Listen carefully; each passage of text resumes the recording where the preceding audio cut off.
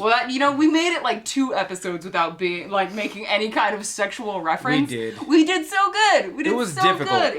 It was hard.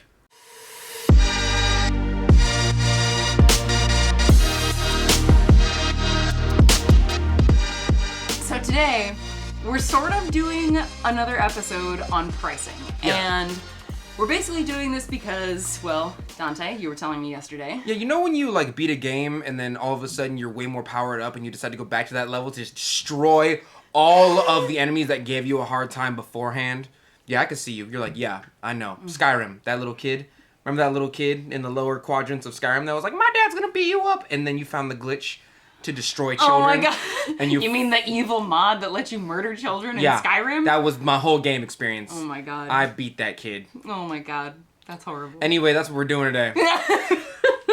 We're essentially taking the earlier episode that we did on pricing, which was like, what, episode 6 or 7 or something like that. You said it was like a year ago when we were talking earlier? Yeah, it was legit like a year ago we did this episode. Yeah, we didn't really do anything official to like celebrate our 1 year of the Mud Peddlers.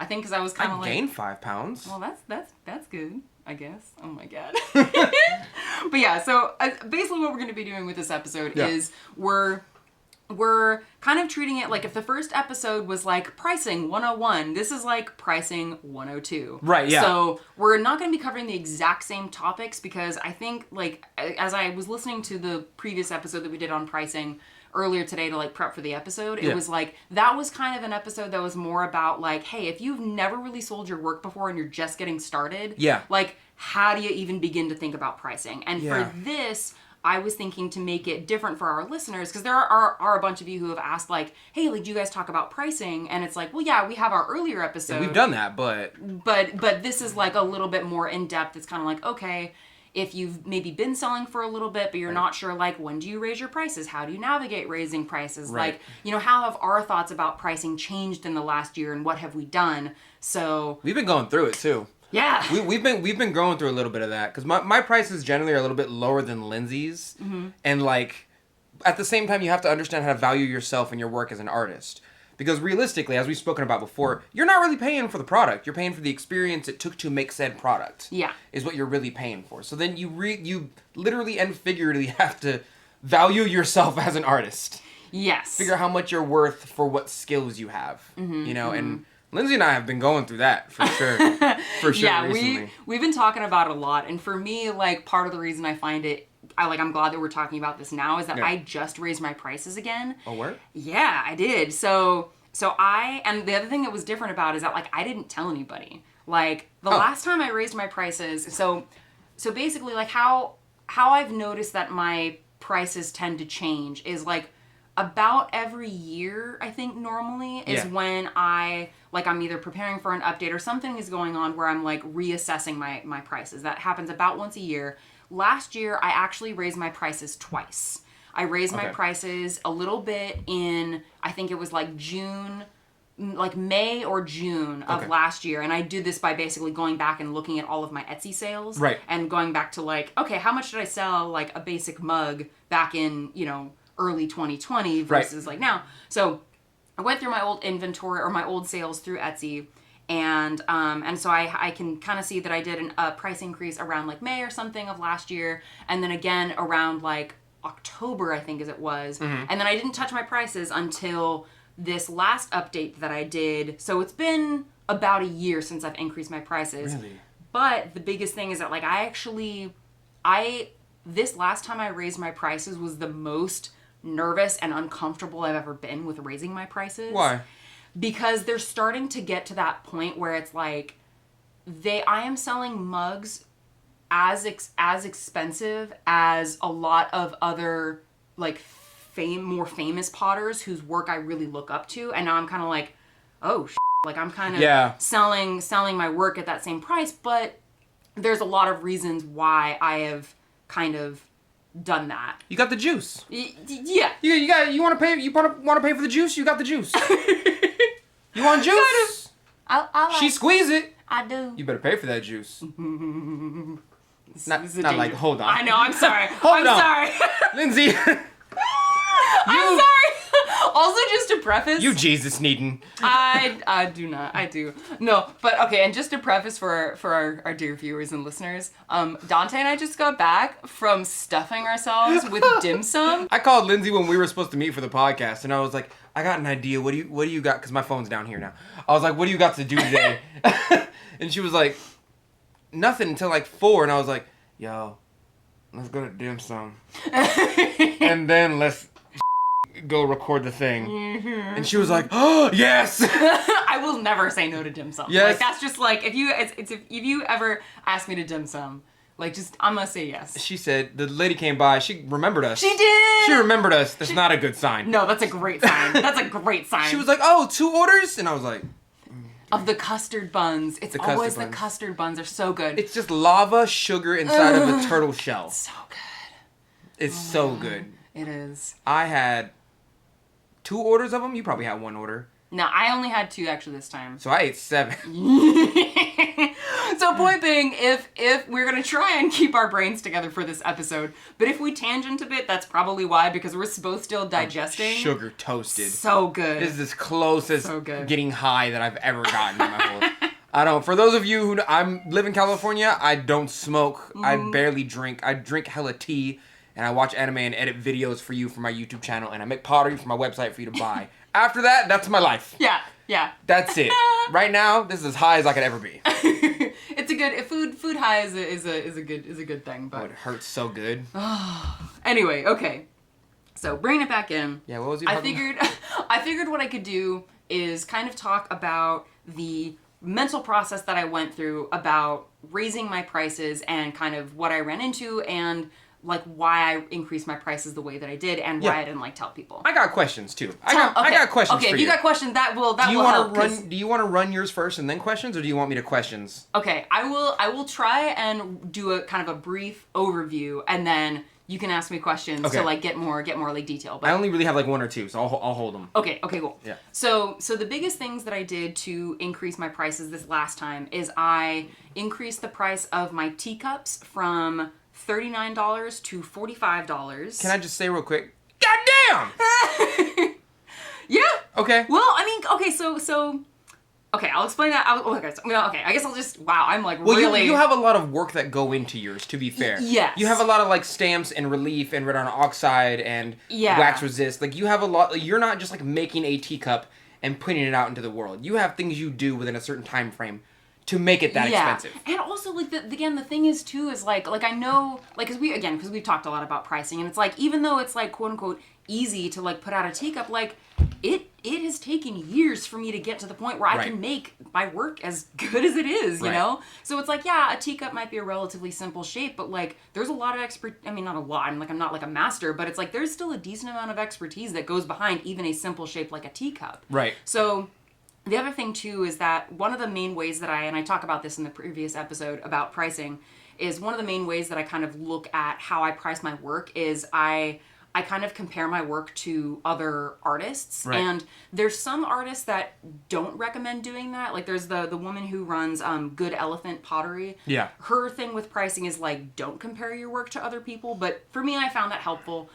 And there's an artist that I follow called Hand and Fire. Oh, I love Hand and Fire. Yeah, she's so great. Sage Cortez. Yeah. Her work is absolutely beautiful. I have one of her mugs. Isn't that the Instagram tag too? Hand and Fire? I think Hand and Fire. Right. Not in hand. Right. Hand and Fire. Yeah, Hand and Fire. Say it phonetically all the time. No. I say Hand and Fire. I do the same thing. It's just hard to like. I just want to make sure our listeners and viewers can hear us properly. But yeah. So anyway, I remember, a few years ago, probably 2-3 years ago, looking at her work and seeing her most simple shapes, simple, quote unquote. Like cylinders. We're still $42. And that's not for something with a handle. So her like teacups essentially were $42. And at the time I was like, ooh, that's expensive. Yeah. But at the same time I was like, you know what?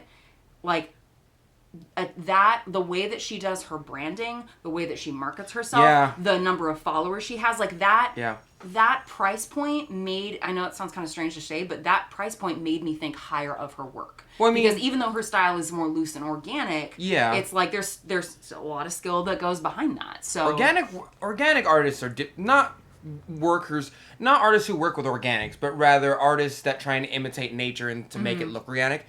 Way harder than you think it is. It is. It way really harder. is. It's like when people look at Picasso, some of Picasso's early work, and they're like, my 4-year-old could do that. Not on purpose. Mm-hmm. You're not on purpose. Like, it's very, very difficult to get to a level of mastery where your artistic skill is trying to unlearn your mastery on purpose. Yes. Also, if you look at some of Picasso's non-famous work, it's just as good as, like, masterwork. Mm-hmm. It's just his stuff that he experimented with that he was really attached to. Looks like a 4-year-old did it. 100%. And it's just... Yeah. It's more difficult than you think it is to make organic work. Trust and believe. Yeah. So... Okay, so that's how I that's how I increased the price of, oh God, now. That's how I increased the price of my teacups. And that was really hard because I had asked somebody else about like the price for a teacup. Yeah. Somebody, I won't say who it is, but somebody who, you know, whose opinion I really trust. And they were like, ooh, I don't know, paying over $40 for a teacup sounds like a lot. And so the last time I increased my prices, I didn't increase the price of my teacup. So the price that my teacups had been at $39, and that includes shipping. All of the prices that I'm going to list include shipping. Yes. I hadn't raised the prices for that in like over a year. That's important. Let's say that again. Oh yeah. That includes shipping. Yes. That number if you're listening to this right now and you're like, that's a lot for a teacup. That includes shipping, and shipping is usually around 10-ish, 15-ish. Yeah, more like 15. Well, 16 now. Like if you're using the USPS flat rate medium boxes, which is what I use for holding like a single mug. Yeah. Those prices increased. It's like $16.50 now. Oh, went up like $1. Right? Yeah, or it's like 75 cents. And then it increased on Etsy as well, because Etsy you get a little bit of a discount for shipping through USPS. Right. But it's still anyway, the price did increase. So it's about $15. Now, there's another part of that pricing that I want to go into a little bit later, but I'm going to finish. Yeah. I'm going to finish at least trying without going into too many. Sorry. Because both of us want to go into detail about each thing, but I want to at least get. I just want them to notice, because they're in their mind right now. They're like, that's a lot. But realistically, if you took $15 off of the price that she just said, that's how much your money she's getting for that product. Yeah. And not only that, you're not even talking about shipping and handling. And all of the like the cost of materials and stuff like that. Although, again, unfortunately for ceramics, like the materials generally aren't that expensive. It's more about like the time and the expertise. And again, some of you may be thinking like, yeah, that's not a lot for a teacup, because again, like it takes a lot of skill to get to the point, right? Like not only to have the skill to make what we're making, but to be able to run a business. Like we're business owners. Like, so it's not just the fact that we make these things, we have to do everything else that allows us to continue to make these things. The video editor, that's us. That's us, yes. The person who shipped the that's us. Yeah. The person who make them that's Dude, us. I'm gonna have to like... Person who Instagram them Bro, that's us. So you're making my editing so much harder. I have to bleep out all of those now. You like the websites? Thank you. That's us. Anyway. Okay. Anyway, most of y'all probably know that, so forgive us for preaching to the choir, but... You like Pottery Danielle's TikToks? Okay, anyway, so... That's us. All right, so the teacups, I had not increased that price for over a year. I increased it from $39 to $45. Okay. My mugs, I actually did not increase the price this time, because... What was it, though? The last time I increased the price on my mugs was over a year ago, and I increased it from $49 to $55. Okay. So this time when I increased my prices, I didn't increase the price on my mugs, because for me, I felt like... 55 is a lot for you. Well, not like it was a lot, it felt like it made sense, because like the teacups, I kind of felt like I was underpricing my teacups, which is why I increased the price as much as I did. Okay. And then kind of the same thing for both my steins and my goblets. So, excuse me. So the steins, I have increased the steins 3 times over the last year and a half. They went from 49 to 59. That makes sense. And then most recently 59 to 65. And I can see you going like, ugh. But the reason that I do that, because I used to have my mugs and my steins priced the same way. Yeah, but legit, they take up so much more space in the kiln. And clay. And they honestly take... More glaze. I mean, like the material... More everything. The materials is, for me, it wasn't so much about the materials. It was more about, like, because it's not, all things considered, it's not that much more clay. I mean... For me, at least between, like, a mug and a stein. But it was, like, the time that it takes for me to throw the steins Yeah. is longer. I do a little bit more. I do more elaborate trimming on the steins than I do from the mugs. So it just kind of felt like, so for the steins and then the goblets, because I only started making goblets pretty recently, and I went from 59 to 65. Again, for the same reason that it's like the goblets are like, they're more complicated to make, and they take a lot of time to trim. Yeah. So that's kind of where I have my pricing is right now. And honestly, I feel pretty good about where that is. Like it's not as expensive as like Mike Sinelli, because Mike Sinelli, whose work I kind of have always like kept in mind of like, okay, this is what a $65 mug looks like. This is what an $85, and he's actually increased his prices. So I want to say his cups now, which used to be 65 like 3 years ago, I think are like 85 now. Yeah. So I kind of like looking at other artists as a gauge. And then the last thing I'll say before, this is just like me talking now. I'm so sorry, but I've had episodes of that. Okay, all right. Get your bag. Okay, all right. I'm gonna say a few more things, and then I'm gonna stop. Then I'm gonna let you finish. No, go ahead. All right. Go ahead, Kanye. Go ahead. You don't have to let me finish. Talk. Okay. So the other thing that I really kept in my mind about raising the prices this last time is I thought a lot about the way that John the Potter handles his prices, because especially after we talked to him, by the way, if you haven't listened to that episode, we interviewed John the Potter in one of our earlier episodes, so go have a look. It's a fun episode. Hi, John. Hi, John. I'm sorry you're so busy. I message him all the time, and he doesn't have he has like 3 kids, and he doesn't have the time. No, he's a busy man. Love me! It's okay, Donte. Everybody else loves you. So, I liked how John the Potter was pretty much, I'm just calling him John the Potter, like that's his full name, John. I like how John... Oh, JTP? JTP, yep. How he was basically like, my understanding of how he raised his prices, he was like, yeah, I made work, it sold out, next time I made work, I priced it a little higher. Yeah. Reprints, repeat. And then he eventually got to a point where it's like, okay, this seems like a good spot. Yeah. And for me, that always seemed kind of scary, because I was like, what if I'm only selling out because I'm like not making enough stuff? No. So... yeah, but I tried to think about it from that perspective of, like, I know I have to overcompensate for my own insecurities about price raising. So, like, another thing that I did is for my cauldron mugs, which have the little, like, finger bone shape on them, and the and the dragon horn handle mugs, I increased those from, like, 55 to 75. Yeah. Because those were like, I'm like, you know what? Those really do take a lot of time. Yeah. Same thing with like the dragon horn or the dragon egg mugs that I make. Oh. Like I increased those a bunch because like... I get why those are expensive. Yeah. I see them and I'm like, those are... Yeah, but I still don't know if they're even worth, like, I still think in terms of, because if I mostly base my work off of how much time it takes to make them, those dragon egg mugs could, if I just use like the same formula, would be more expensive than they already are. Yeah. Which makes me think of they'd be astronomical. Last thing I'll say. Yeah. Is No. that Go ahead, Lindsay. Wheel Talk Podcast. So Ryan and Becca from Wheel Talk Podcast. Hi, Ryan and Becca. Hi, Ryan and Becca. What's up? They have this episode where they talk about making fancier work versus more simple work. Essentially making like fewer, like more fancy pieces or like larger numbers of cheaper pieces. Yeah. And one of the things that they bring up is that like it's harder to sell, like for how much time the more time intensive pieces make. Yeah. They're harder to sell. Nobody wants the intensive pieces. I mean, people do. It's just it's a smaller market. Yeah. So that's another reason why I increased my fancier pieces. That's why I increased them as much as I did. And I also kept in mind, as I was doing all of this, as I was terrified that no one was going to buy pieces from my Etsy update, I was like, you know what? Worst comes to worst, I can discount them. I can knock them down if I need to. Yeah, worst comes to worst, you can kind of, like, that's what I do sometimes. Yeah. I'll often make a batch of stuff, and then I'll have, like, 1 or 2, 3 things left in the store, and I'll just either discount them for the next store update. Yeah, there you go. Or I'll just, like, a lot of people want to hand buy them.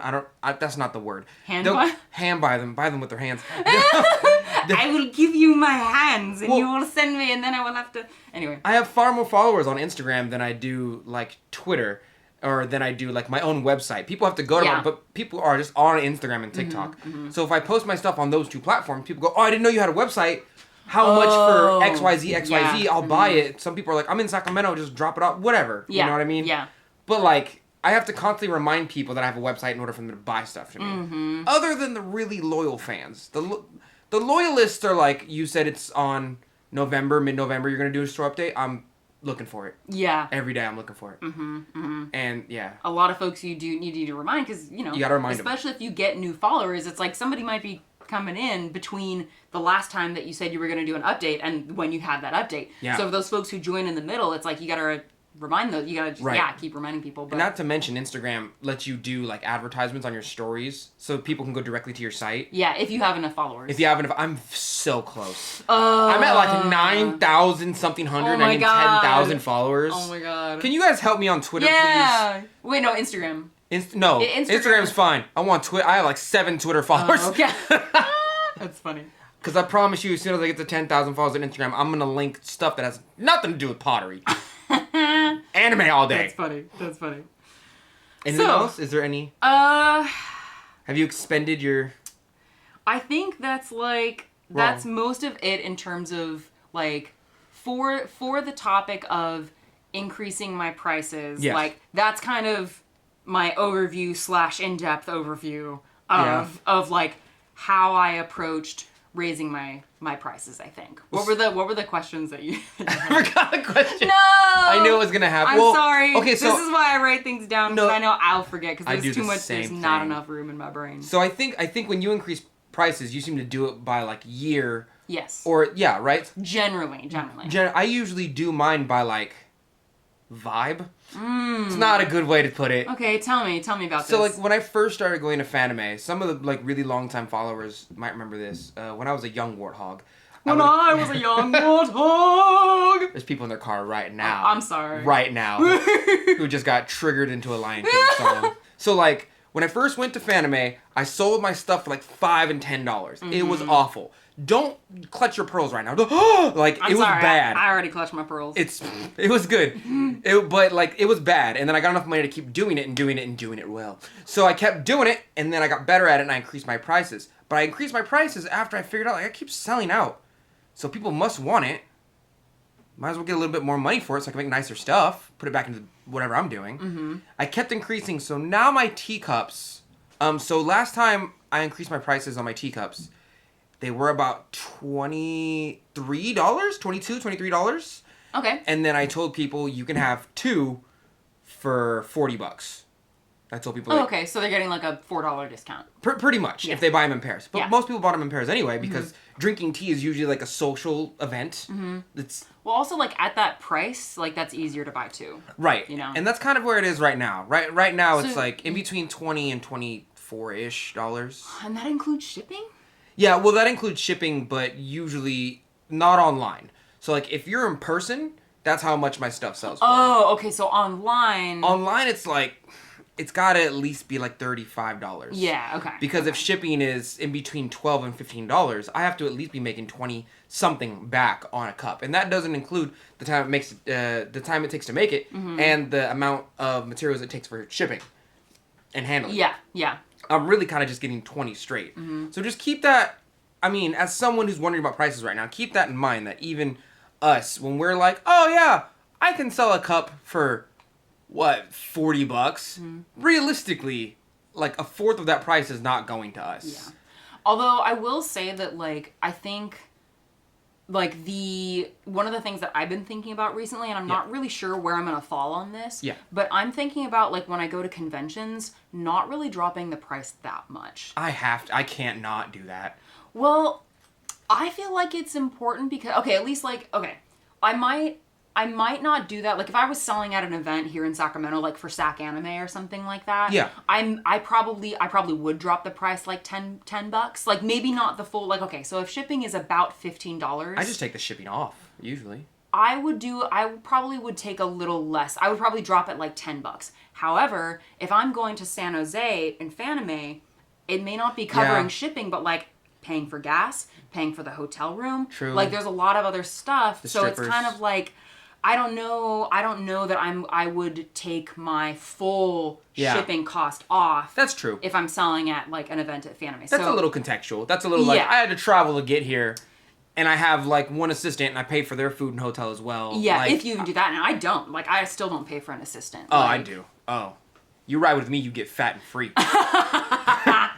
Every person I've ever been with has gained weight. Yeah. Assistant or relationship wise. I could see that. Like, no, we're friends, and like you bring me food every time we hang out. Just went to dim sum. We just went to dim. I've never been with anybody my whole life where they're not like, I used to be skinny. Yeah, you did. Now funny. You got the cushion. So carry on. So you're saying you feel like you can't not like take the shipping off. I feel like I can't not take the shipping off, and you're right as far as the context like travel and whatnot. But I feel like I can't not take the shipping off because my brain goes like there's a certain point where my brain goes that's too much. I would like my mugs max out at like $52 even on my website, and that's with shipping. No matter how nice they are, 52 is like the max for me. 52 is like you saw a mug on Instagram or Twitter or my website, and you were like, "Damn, that's nice." I want 52 is the maximum for me, and it's only because that's my brain goes. If I were a customer, I would think that's too much. My other part goes clout. Like, the amount of clout I have online is how much I can sell my stuff for. I mean, that's valid. Like, I think that, like, because, again, especially when you get into, like, the upper echelons of, like, capital A art, like, so much of what you're paying for is again, it's, like, it's the expertise, but to some degree, it's also, like, the person, the personality. It's, like... You know, so I think there is some degree where it's like, yeah, you can pull on that clout to like increase your prices because you're a valuable and scarce commodity. Right, yeah, fair, yeah. But at the same time, like, I think it would be worth pushing back, not necessarily just like for YouTube, but like, I think there is often that block that comes up when people are selling their work where they're like, ooh, like, that's too much. I couldn't afford that. But it's kind of like, I read this on, what is it? Old Forge Creations has a really great, like guide for how to price your work. And his is more focused on, like material costs, but he also has a little section in his Instagram story highlights where he shares some advice from other ceramic artists. I love him. So Joe, if you're watching this. Saying hi, Joe. Joe Thompson. What's good? Yeah. What's up, YouTube? But he basically... he talks about how like sometimes you are not your ideal market. Yeah, like, yeah. Me, like, it would be a very rare situation for me to drop $175 or $195 on a Dragonade goblet. Yeah. But that market is out there, and I think that block that comes up for people is so socially conditioned that is not actually really oftentimes linked to anything concrete. The first time that I told somebody whose name I'm not going to mention because because I don't want to. You cut it out, so they have no idea what we're laughing. Yeah, no. Yeah, okay. I cut it out. But the first time I told somebody who's very close to me, who, you know, I told him how much I sell my mugs for, and he was like, "Whoa!" He was like, "No, that's really."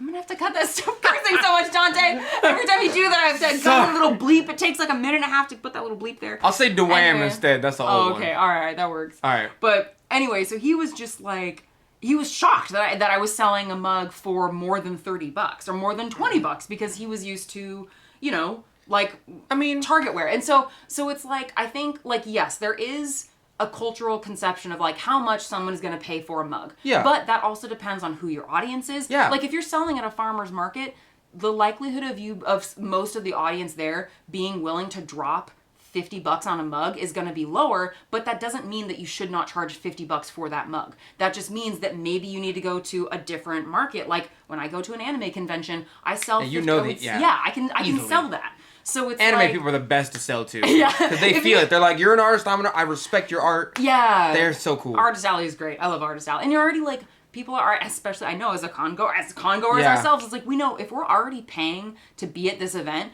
we go to drop money. Like we want, and it's like about a farmer's market. People are more likely to they kind of want to look around. They want to be in the environment. Like maybe they want to spend some money, but they're probably not about to drop $50 on a mug. Yeah. But again, to beat this dead horse, I mean, that does not mean that you should not be charging $50 or more for a mug. I get your point. And, like, so this kind of goes along with something my boss told me a long time ago. I say it differently, but he says, like, look, I don't need to sell off good steaks cheap. I need to sell good steaks for a higher price because those 5 people that'll buy the I love it because you literally said this in the last episode about pricing. Did I? Yeah, you did. Right. And I'm just like, it's happening again. Yeah, yeah. You're right. But I love it because it's an interesting and good comparison. Anyway, Well, sorry, carry on. I wouldn't pay that much for a Ferrari, but then again, I'm not the car guy they're trying to sell it to. It's that person over there with money to burn in his pocket who thinks the color red or yellow is awesome. Like, it's not, but it's not to me. That's if you want to pay that much for that specific thing, that's you. Yeah. As long as you're making sure you pay for quality. But they're still, so the way I price my stuff is usually by vibe. So I'm like, how much would I pay for a really nice thing if I were into it? Yeah. Right? For teacups, it doesn't usually go above like $40, especially for a pair. Like when I sell my bowls, my bowls really sell for like 20 something each, about as much as my teacups. They're about the same level of skill to make. But at the same time, like nobody really buys bowls as much as they do cups in general. So I generally make more cups. Like in my studio right now, if you look in the background, it's just like 100 cups and like 5 sets of bowls. Yeah. It's because y'all don't buy them like that. So I just don't make them like that. But of course, the teacups and the mugs are going to be higher priced because guess who's buying them? You! Yep. If you ever want us to make different things, start buying different things. To be honest with you. Yeah. Because at that moment, you can't complain that, like, oh, you don't make different stuff. That's why I don't buy it. No, I don't make different stuff because there's no initiative to do it.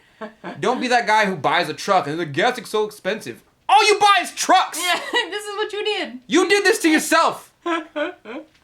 Stupid.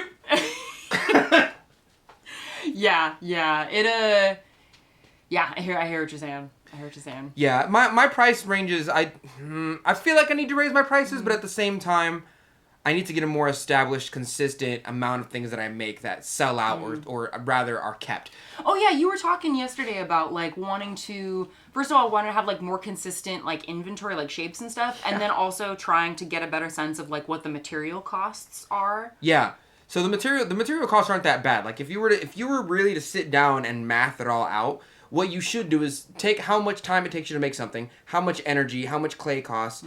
If you're doing glaze, how much glaze costs, so I guess. Complicated, it's a lot to do. I literally haven't done it. I literally have not sat down. Most of us don't. Yeah. Because it's like, I explained all this in the last episode, so I'm not going to explain it again. It's a lot. Like, it's a lot. Figuring out, like, calculating everything, especially when you're buying raw glaze materials. Yeah. 1,000 pounds of clay at a time. You know, those raw clay materials get separated into 3 different glazes, 2 of which you use more often. It's just, like, you can get a general sense, but it's really hard to get down to the specifics of, like, exactly how much does one mug cost to make. What I often do, personally, is that I will say, okay, how much do I want to pay myself for working per hour, you know? And then I figure out how much that is. Say $20 an hour, right? Then you figure out how much shipping costs for that one item. Let's say it's 15, because that's usually the ballpark. 12, 15 usually, right? And then after that, you figure out how much you want people to pay for the item itself. Sometimes that's included in how much you make per hour. It's like a little fraction of it. But if you combined all those together and did the right division or multiplication, you'd come up with like, okay, I want people to pay $55 for a mug, $15 for shipping. That leaves me with $40. That means I get $40. I get $40. It was $20 to make it, and then $20 gets paid to me. Yeah. Is what you're really looking at. Right? So that's $55 altogether. And then you have to do that over and over and over and over and over again. Yeah. The only thing that really changes is either the quality of your work, if people are willing to pay more for it, which most of the time, I'm going to be real with you. People just buy stuff they like. A lot of people don't care about the quality. Do you know how many things on Etsy I see that are garbage but have pictures of cats on them, and so people pay like $80 for it? Think about it. And also, like, I'm not trying to put it down on you, but look. I mean, it sounds like you're kind of putting down on them. You're down. I think, You're down bad. I think... You can't just put pictures of cats on things and sell it. But yes, you can, because you love cats and you keep buying them. Yeah. I mean, I think, like... Oh, shoot. I was going to say something and I kind of lost my train of thought because I started thinking about cats. But, like, yeah. No, it's really to what market is... It's not even to what market you're selling to. It's what market is willing to pay for your asking price. And that's what you're really doing. And like I was trying to say about the cat thing. Yeah. There's a group of people out there who love cat. You can just put cats on regular stuff and they will pay way more for it, if sometimes not double the price, just because it is a basic, you know, like Walmart-esque type square mug with a picture of a cat on it or a dog or any animal. You know what I mean? And that's fine. And there's nothing wrong with that except for everything. And then, are you talking about if it is like a mass-produced mug, or are you talking about like if it is a handmade? It's a handmade. Oh, I'm assuming handmade. Handmade mugs, even if it's a simple shape and it's got a picture of a cat on it, that's fine. Yeah, no, that's fine. You pay for that. Yeah. That's all you. Yeah. So, sorry, go ahead. Yeah, you're good. Yeah, but what I will say is I want to make a more streamlined version of my stuff because my name is Earth Nation Ceramics, and people message me like, "How come you don't make no Avatar stuff?" Mm-hmm. And I was like, it stopped like 4 years ago. Yeah. And I don't know why I stopped. It was selling so well. Yeah. I made like fandom stuff, and it was cool. So I'm just gonna start doing that again. That's gonna be like a staple, and then mugs. Yeah. Like just really glazed up mugs will be one thing. Probably a very certain type of bowl I have to design. Mm-hmm. But do you think you'll increase the prices for any of those, or like because you said just a few minutes ago that you kind of feel like it might be like the vibe is such that it might be good to, you feel like it might be a good time to like raise your prices? How do you think about like? I don't know if the vibe is right. Like if I got to like 100,000 subscribers, I'd be like, yeah, everything's going up $3. Interesting. Okay, so you kind of link it to like clout, like you were saying earlier? It's a little bit linked to clout. Okay. It's a little bit linked to clout, and it's like if my store sold out every single time I posted, I'd be like, just like John, prices need to go up, and then I would have to divvy out. Okay, who's buying these mugs? Who's buying these mugs? Who's buying these mugs? And eventually stuff would start fading out just because people aren't buying them. Mm-hmm. If I love making planters and planters aren't selling, planters are going away. Yeah. Because y'all stop making planters. You guys stop buying planters. Like, yeah. Why would I make those? And then in the future, you can't really complain I don't make planters because, like, that's on you.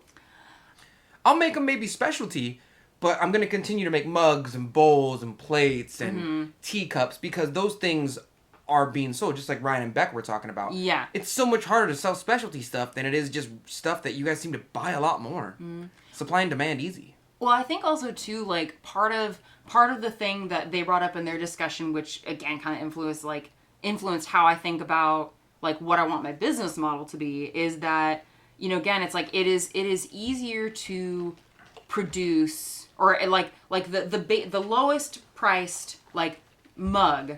If it's more like a production style, like simple design, but like faster production. Yeah. Like it is if you could make, you know, like if you could make like 10 in an hour or something like that, hypothetically, versus one mug that takes that full hour to make, you know, like there's, like I say in the previous episode about pricing, that there's, and kind of like with the steak thing, that it's like chasing elephants versus pigs. Yeah. But both are valid business models. But if you're doing more of like the lower price production work, it, you know, you're maybe going to be more likely to, you know, do more like wholesale work, or like sell more of your work at other businesses that can reach out to a broader audience. Whereas if you're making like a smaller number of higher priced items, your business model might be like, you know, less selling wholesale because they take a cut of every sale, right?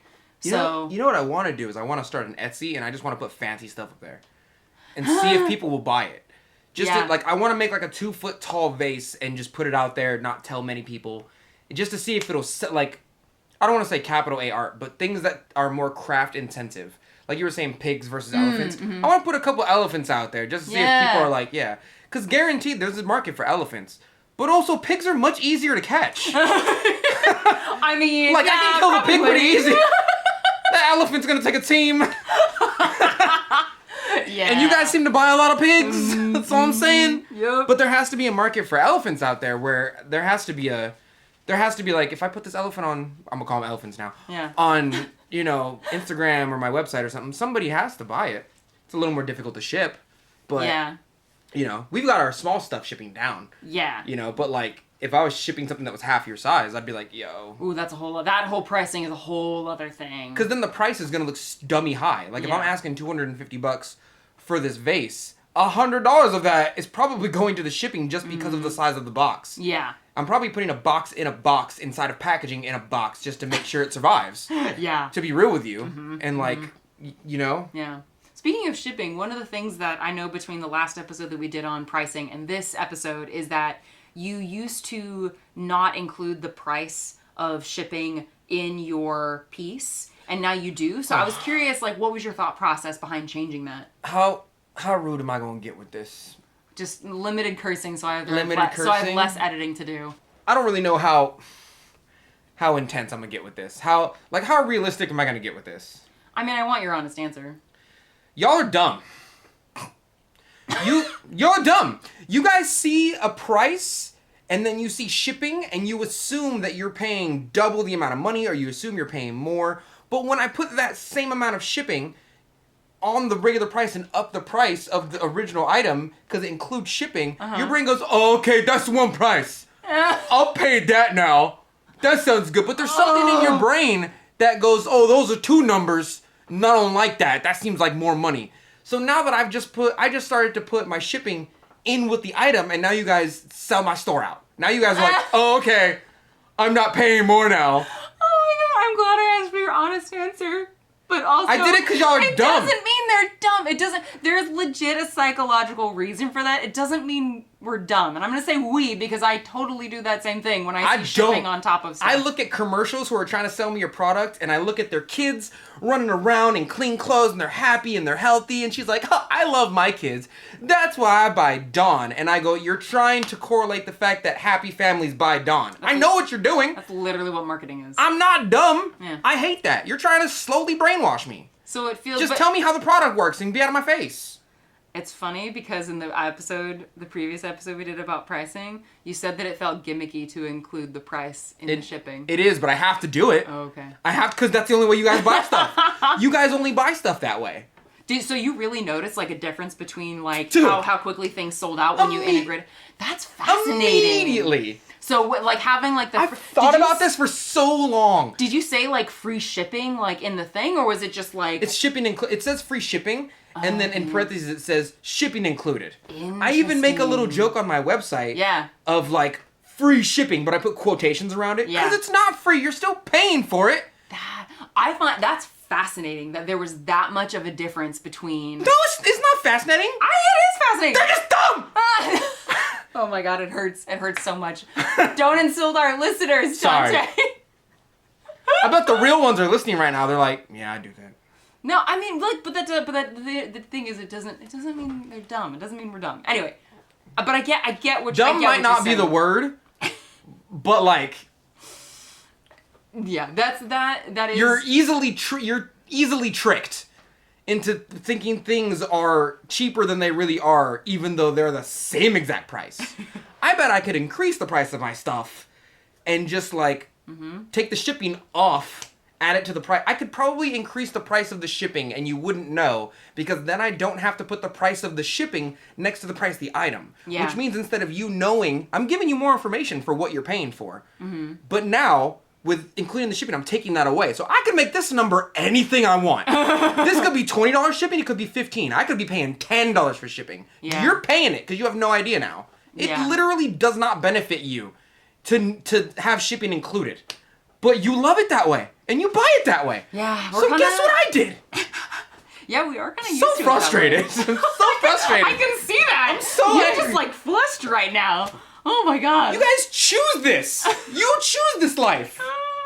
I will say, I still kind of like I hear what you're saying in terms of like there is that kind of that blind spot when you don't know how much the shipping is. They prefer that. Yeah, I mean, I guess that's true. But I mean, it's kind of, I don't know if that's, I don't know how I feel about that. Please, you are my favorite person to convince me otherwise. You convince me otherwise on so many things. And I hope to, whatever God is out there, that they're like, yeah, I got it. Once you get him. Because I've thought this over so many times in my head and been like, they just like seeing a singular number over two numbers. I mean, it makes them feel better. I think that's true. I don't know what the psychological reason is behind that. And I'm sure that like the fact that we all get used to Amazon doing the whole free shipping thing maybe has a role in that. I don't know. Maybe, yeah. But I do, like, I think part of me, I don't know. Like, okay, so I'm just kind of spitballing here. Jeffrey Bezos! This is a little bit of a hot take, but like, part of me, and this might be totally self-serving, but part of me kind of likes the idea that there is that blind spot.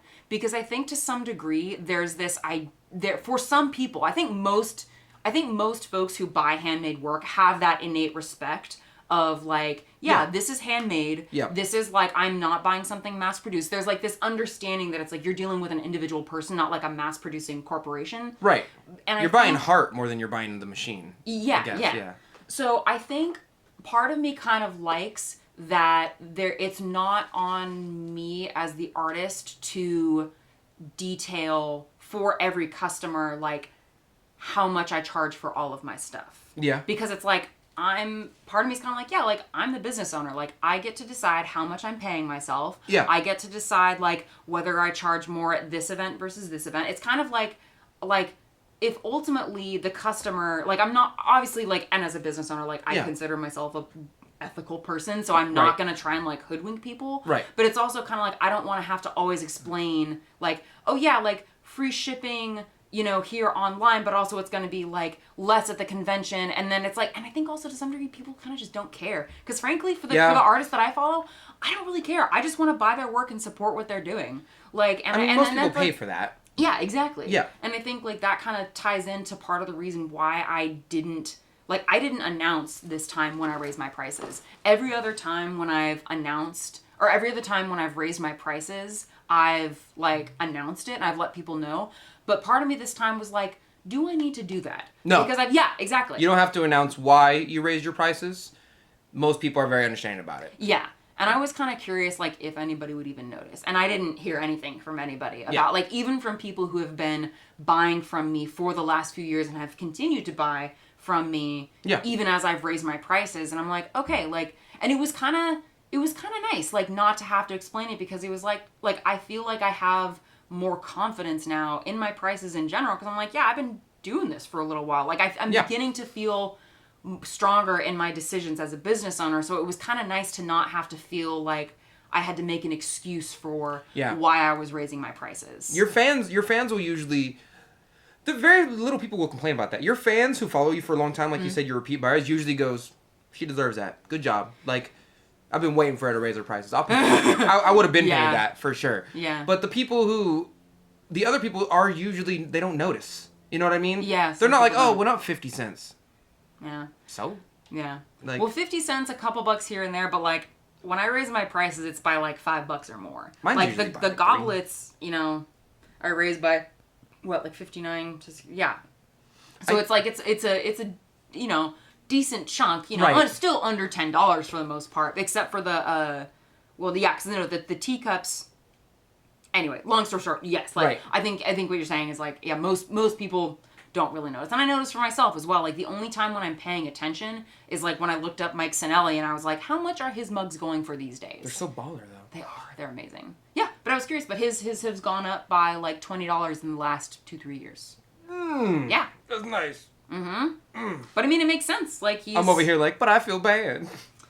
You feel bad? I feel bad that I raised my prices a little bit. I know. It's like there's so much that goes into like that. Lindsay's been trying to. If my prices rise, I am working on it, guys. Blame her. I am trying to get this man. I'm trying to get this person to get it. And again, like I know there are boundaries. I'm not gonna. If you should be thanking if my me. mugs are like $60, don't at me. At Lindsay. I mean, again, you're gonna find the price that works well for your pieces, but I still kind of think like, how do I say, like I think there's still a lot more room for you to raise your prices, because personally, as an outsider looking in, like I still kind of think you're undervaluing your work. I need that too, because half the time I'm just like, I just want to work and eat food. Yeah. You know what I mean? Like I was told to diversify my income, and now I have multiple streams, which is good. Yeah. But at the same time, I'm still doing like the same stuff I've been doing. I've been like at home working, watching anime, and then eating boba. Yeah. And so like I'm just kind of like, cool.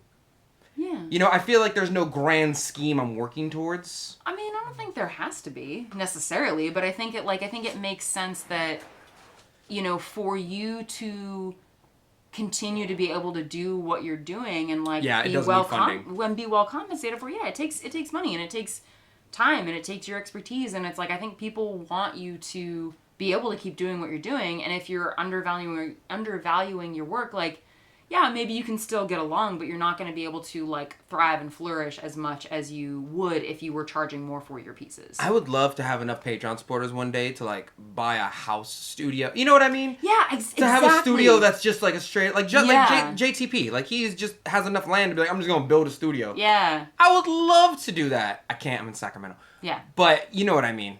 To buy a little plot of land and just like, all right, this is my homestead. Put a bed in the back. Call it a day. Yeah. Make a little zombie fort. Start collecting lots of guns. Oh God. Well, I mean, Sorry, I'm going. You're preparing for the end. Samurai swords in the back. Oh well, my just real quick before we go, I wanted to. Yeah, because we've been talking for. We've been talking for. It's an intense topic, guys. I hope y'all like this longer episode because I'm not editing this down as much as I might normally have. I'm sorry. So going back with the shipping versus like included shipping thing. Yeah. I think we've been talking a lot about fandom versus canon. Oh, yeah. A lot of groups in at least where we are, I guess. Like, I don't want to say America, I'm sure it's in other places, seem to have this thing where, like, they'll have a set rule, a book of rules, right? And the fandom will often not follow the canon. Like, I think I have a large issue with the fandom versus the canon because the fandom tells me that they want transparency from companies. That they want transparency from business owners. That they want to know the nitty-gritty. They want the blogs. They want to know. But realistically, when I put the veil over your eyes, you guys are like, okay, I pay for that. You don't want that. You, like, your canon doesn't follow your fandom. And I think that's what I'm irritated at, is that, like, people are like, yeah, we want more information. We want to know what you're doing. We want transparency.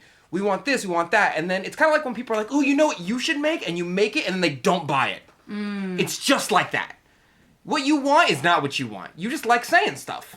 You don't really want that. So me as a business owner goes, I know what you want. Here. And you go, oh, thanks. And then I go, that's not, you didn't ask for that. Frustration. I can see it. I'm so frustrated. I can see it. I like the color blue. Here's something in blue. Oh, and purple. Weren't you the same dude last week that said you wanted something in blue? Out my face. Out of here. Mufasa, you just lying. Oh my God. Lying on me. Oh my God. I feel like I need to like end this on a positive note because you've been yelling at people. I'm sorry. I have been nice for 100 podcasts. No, I mean, I definitely think there's room for that because yeah, it is. There's a lot of frustration, and I think it's just my like be nice Yeah, side that's coming out. I'm like, guys, we love you. All of our listeners, we love you. He's that's why not I had yelling to at stop. you. Like That's why I had to stop and go like, how real am I gonna be this pod? How real? Well, I think Lindsay was like, give it, and I was like, oh, okay. yeah, and I'm like, oh shit, what did I mean, I have very specific pet peeves, and that's like one of them is like people being indecisive, or the other way around. People say what they want, and you give it to them, and they're like, I don't want this. And you're like, that's literally what you said you wanted. yeah, that's And I gave it to you, and you didn't. That's so much of human nature, though. Very irritating. Yeah, this is why market research is helpful, so that we know that, you know, if you price stuff that ends in an odd number, people are more likely to buy it, even if it's higher than a lower like even number. Yeah. Then they get mad. They're like, not me. The market research is wrong. I'm the exception to. No, you're not.